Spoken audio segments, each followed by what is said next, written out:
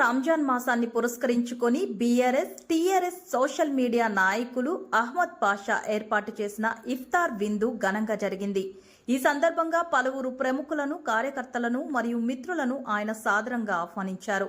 మత సామరస్యం, కులమతాలకు అతీతంగా అందరూ కలిసిమెలిసి ఉండాలనే ఉద్దేశంతో ఈ కార్యక్రమాన్ని నిర్వహించినట్లు అహ్మద్ పాషా తెలిపారు.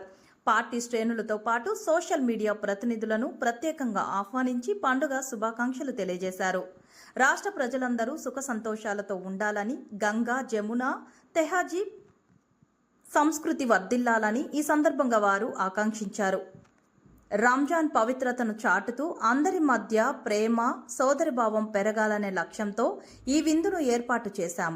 మమ్మల్ని నమ్మి విచ్చేసిన ప్రతి ఒక్కరికి పేరు పేరున ధన్యవాదాలు. ఈ విందును ఏర్పాటు చేశాము. మమ్మల్ని నమ్మి విచ్చేసిన ప్రతి ఒక్కరికి పేరు పేరున ధన్యవాదాలు అని తెలిపారు.